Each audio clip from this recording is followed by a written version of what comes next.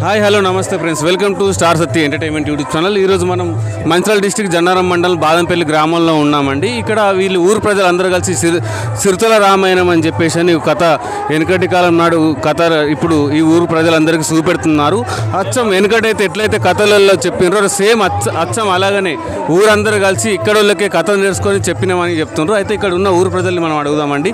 Okay friends, ఊరు ప్రజలు అన్న నీ పేరేం పేరు? తాటికొండ రమేష్. అన్న పేరు తాటికొండ రమేష్. అయితే ఇక్కడ సిరితల రామాయణం అని చెప్పి కథ చెప్పిస్తున్నారు వీళ్ళు ఊరు ప్రజలు. అయితే ఈ ఆలోచన ఎట్లా వచ్చింది అన్నది అడుగుదాం. అన్న, ఈ ఆలోచన మీకు ఎట్లా వచ్చింది? ముందుగా మన తాతల తరాల నుండి వస్తున్నటువంటి యక్షజ్ఞానం కానీ సింధుగానం కానీ హరికథలు కానీ అంతరించిపోతున్నటువంటి పరిస్థితులలో మరి మా యువత మేమందరం కలిసి ఈ యొక్క కార్యక్రమాన్ని సిరితల రామాయణ కార్యక్రమాన్ని వేయడం ద్వారా ప్రజలకు యువతకు ఒక సన్మార్గం ఏర్పడదనే ఉద్దేశంతో ఈ కార్యక్రమం తీసుకోవడం జరిగింది. ఈ కథలు ఊళ్ళో ఉన్నారా లేదంటే వేరే ఊరు నుంచి రప్పించి వేసదరణ వేయించి కథ పూర్తిగా బాదంపల్లి గ్రామానికి చెందిన వారే. ఒక జోకర్ మాత్రమే బయట వేరే జిల్లా నుంచి వచ్చిన వ్యక్తి.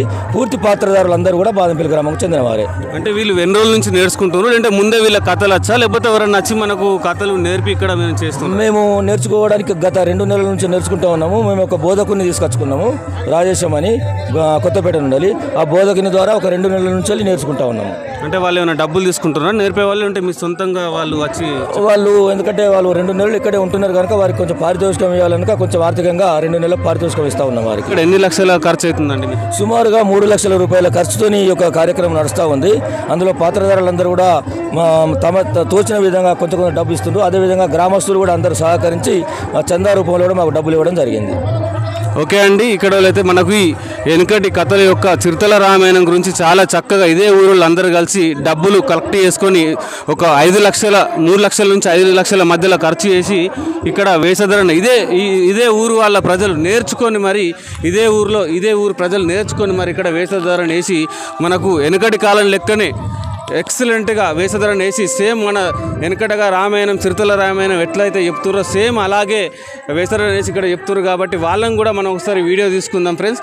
ఓకే ఫ్రెండ్స్, మళ్ళీ ఇంకా చెప్పండి. ఇంకా ఇప్పుడున్న పరిస్థితులలో టెక్నాలజీ పెరిగిన సందర్భంలో ప్రతి ఇంట్లో గృహాలలో సీరియల్ మీద ఆధారపడుతున్నారు. కాబట్టి దాని నుంచి కొంచెం వారిని డైవర్ట్ చేయాలనే ఉద్దేశంతో అంటే పాత కళలను మళ్ళీ ఒకసారి వాళ్ళకి గుర్తుకు తీసుకురావాలనే ఆలోచన కూడా మేము అనుకుంటూ ఉన్నాం. టీవీలకు అతుక్కపోకుండా ఉంటున్నారు కాబట్టి ఈ కళల ద్వారా కొంచెమన్నా వారు బయటకు వచ్చి బయట ప్రపంచంలో నడుస్తున్నటువంటి ఈ కళలను ప్రోత్సహిస్తారనే ఆలోచనతో తీసుకురావడం జరిగింది. ఈ ముందు ఈ ఆలోచన ఎవరికి వచ్చిందండి? ఊరు ప్రజలదా లేకుంటే సర్పంచ్దా లేకుంటే ఊరు ప్రజలందరూ కలిసి ఆలోచించారు? అంటే ఉన్నటువంటి మా గ్రామ పెద్దలు ఉంటారు. సత్యయ్య ఆయన మంచి తబలా వాయిద్యకారుడు, మంచి పాటకారుడు. ఆయన ఆ టైంలో కూడా రామాయణం వేసిన వ్యక్తి 40 సంవత్సరాల క్రితం. ఆయన ఆలోచన గ్రామ పెద్దల ఆలోచన కూడా ఇది.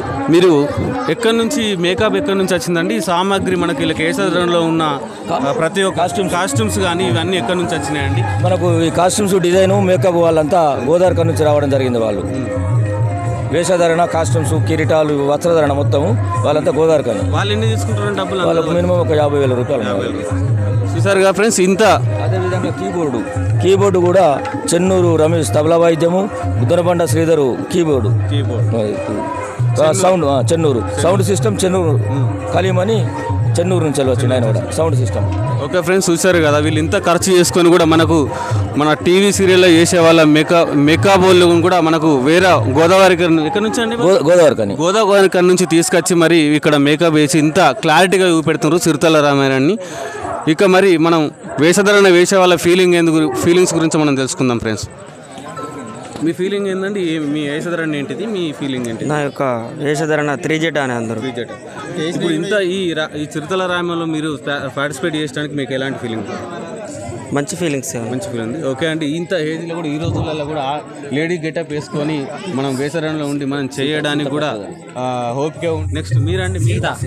సీత. నా పాత్ర యొక్క పేరు సీత పాత్ర.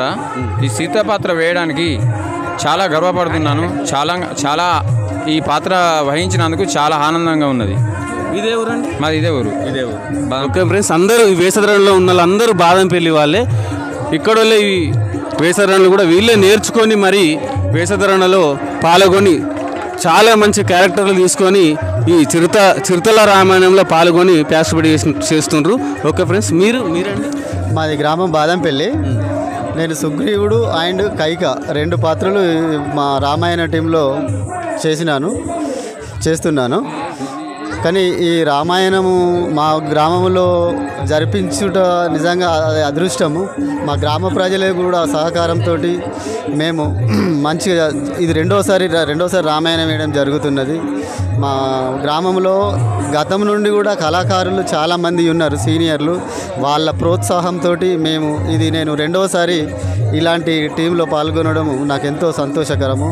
నేను సుగ్రీవుని పాత్ర ధరించినాను. ఆయన కైక చాలా ఆనందంగా ఉన్నది, సంతోషంగా ఉన్నది. ఆ శ్రీరాముని రామచంద్రుల వారి కృపా కాటాక్షాలు ఆశీర్వాదములు అందరికీ, మా బాదంపల్లి గ్రామ ప్రజలకు, ఈ మాకు సహకరించిన మాకు మంచి కోఆపరేషన్ ఇచ్చినటువంటి మిత్రులకు అందరికీ, శ్రేయోభిలాషులకు, మీడియా మిత్రులకు అండ్ ప్రజాప్రతినిధులకు అందరికీ ధన్యవాదాలు తెలుపుతూ మీ టీవీ ఛానల్ మీరు వచ్చినందుకు కూడా మీకు కూడా చాలా ధన్యవాదాలు తెలుపుచున్నాం. ఫ్రెండ్స్ చూశారు కదా, ఇతను సుగ్రీవాయుని కైక వేషధారణలో చేస్తారంట. ఈయన కూడా మనకు 2 సంవత్సరాల నుంచి కూడా ఇదే కథలో పాల్గొని చేస్తుండు. వీళ్ళని నేర్చుకొని చేస్తారు, చాలా కష్టం ఉంటుంది.